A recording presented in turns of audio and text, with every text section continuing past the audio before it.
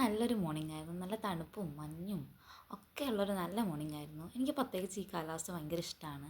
അപ്പോൾ ഇന്ന് കോളേജ് ഇല്ലാത്തത് കൊണ്ട് തന്നെ എനിക്ക് കുറച്ച് പണികളൊക്കെ ഉണ്ടായിരുന്നു.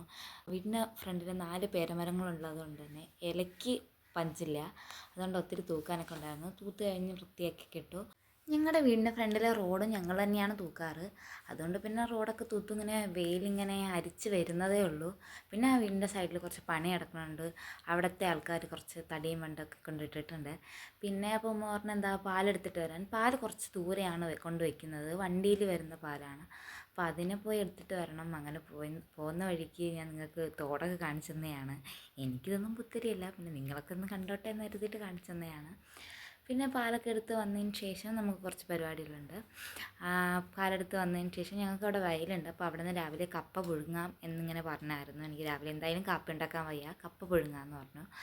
അങ്ങനെ പിന്നെ ഞാൻ തന്നെയാണ് വയലിൽ പോയി കപ്പയ്ക്ക് പുഴുത് കൊണ്ടുവന്നത്. ഈ പാലെടുത്തിട്ട് വരുന്ന സമയത്ത് സ്കൂൾ കുട്ടികളെയൊക്കെ ഇങ്ങനെ കൊണ്ടാക്കാൻ പോകുന്നേ ഉള്ളൂ. അതൊക്കെ കുറേ നാളായി കണ്ടിട്ട്. ഞാൻ രാവിലെ കോളേജിൽ പോകുന്നതുകൊണ്ട് തന്നെ അതൊക്കെ ഇപ്പം ഇങ്ങനെ കാണുമ്പോൾ എന്തോ അറിയില്ല. പിന്നെ കപ്പയൊക്കെ പുഴുതു പാലൊക്കെ എടുത്ത് കപ്പയുടെ ഇലയും തണ്ടൊക്കെ കൊണ്ട് മാറ്റണം. കാരണം വയൽ എപ്പോഴും വൃത്തിയാക്കി ഇട്ടേക്കണം പാപ്പാക്ക്. പിന്നെ അതൊക്കെ കൊണ്ട് വീട്ടിൽ പോയി ടാറ്റാ.